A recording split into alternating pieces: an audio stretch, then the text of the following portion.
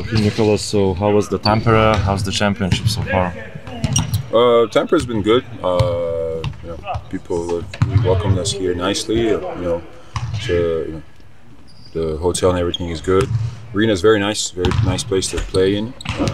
So yeah, it's been good so far. And the championship, well, first half was good for us yesterday. Second half not so much, but yeah, it's just the start. So hopefully it gets better as we go on.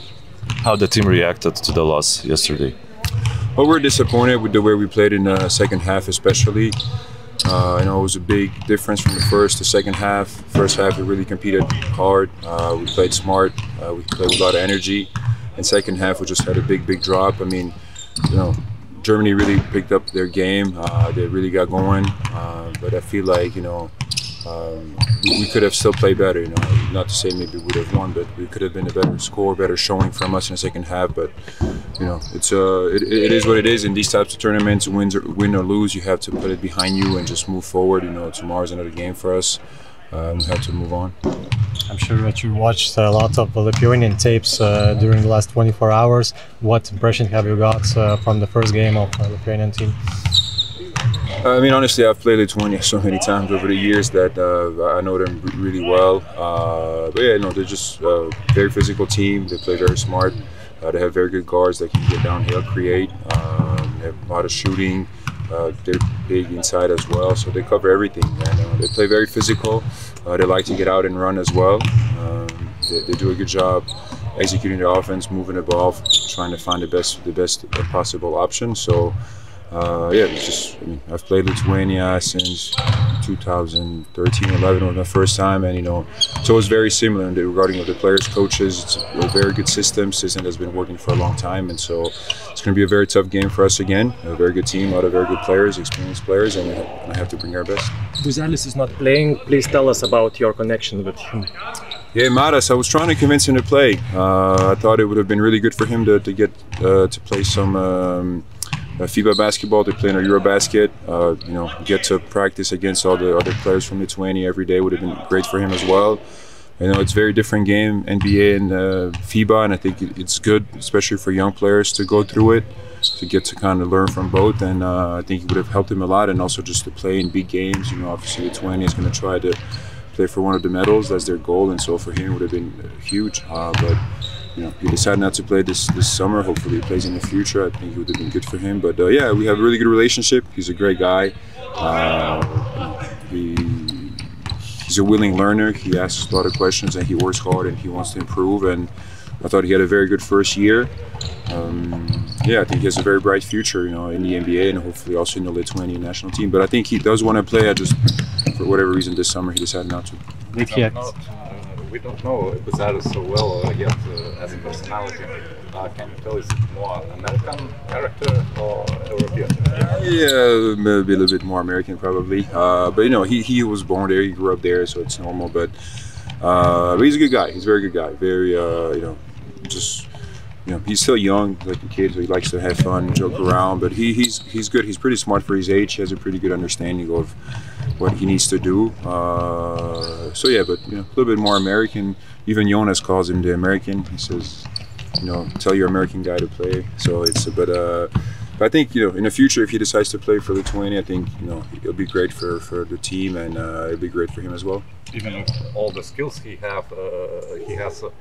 He would still need a couple of years to adapt to FIBA basketball, right? I think so. It's a big adjustment when you come from the NBA. It's just the spacing. So the 3-point line is further in the NBA. The 3-second rule on defense. Different style of play. So it's different.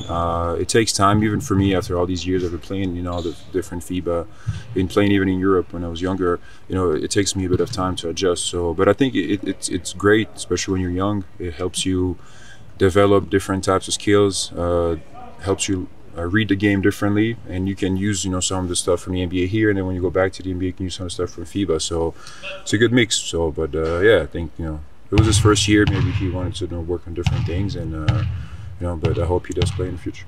2 years ago, you told us that if you win against Lithuania, the first guy you would call would be AK Karnišovas. Would it be Matas this time? It'd be both. A group call, both of them, FaceTime. Yeah, well, I did. What happened last time when we lost, AK texted me and he was like, "Where's my call?" I didn't have a call, so yeah. Hopefully I'm able to when I can do it, but yeah, that'll be great. How is your relationship overall with Karnišovas throughout these years? It's been very good. It's good, good communication. He's always pretty open with me, and even just last couple of weeks ago when there was the buyout thing that came out, he actually texted me to tell me to not worry about it, not read into that. So yeah, it's been good. I've known AK actually. When I did my pre-draft workout, he was with Houston, and he took me out to dinner for dinner interview. So I've known him for a very long time. He's getting a lot of slack from Bulls fans, media members. Do you think that's fair? I know it's kind of the position he's in. If the results are not there, we all get a little bit of it. But that just comes with the job. I think when he first got there, he done some very good moves. When he signed Alonso, Caruso, brought in DeMar, I got there. I thought it was a very good team. It just didn't work out, and after that, sometimes it's hard, to kind of have to figure out what to do next. So we had a lot of injuries, a lot of different things that happened, but I thought overall he's done a good job. I think now they decided to go with a little bit younger guys. They did some good job in the draft as well. So yeah, I think you just sometimes it's understandable. Fans, they want results right away. Sometimes you need to be patient. But I think he's done some pretty good things. So as I understand from your answers, you would like to win in Chicago. Like to win in Chicago? Yes. Yeah, of course. I mean, it's been good for me there. We'll see. I have one more year left with them, so we'll see what happens if I stay there or if something changes. But yeah, obviously I'd love to win in Chicago. There was a saga with JV, maybe going back to Europe, maybe not. What are your thoughts on that? Do you yourself contemplate coming back to Europe at all?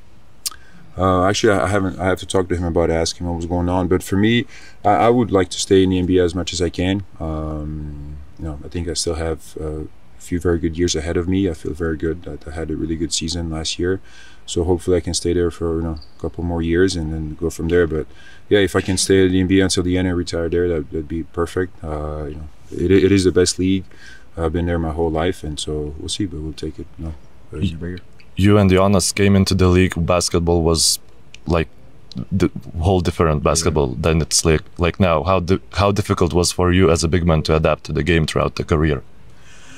It's not easy, but you have to do it. I think the game always changes, it always evolves, and as players we have to adapt. And I think for big men it was a big change. When I first came, you still had 4 and 5 playing inside and the traditional way, and now it's less post up. It's more big men playing outside, shooting threes, also being almost like playmakers, passing, handling everything. And so you have to adapt. Luckily for me, I've had some of that already in my game. Growing up, I first started playing 1, and then when I first started playing basketball, it was 1, 2, 3, 4, and then 5. So I've done it all. So for me, I had a pretty good base for it. But yeah, it was still an adjustment, especially the 3-point shot, something I've had to add over the years. But yeah, the game's going to change. It's changed already. It's going to probably change again in 5 years and 10 years. And then, players always have to adapt. That's just the way it is. You mentioned that Chicago is now focusing on young guys. Do you believe that it will help Buzelį to become a star in the NBA?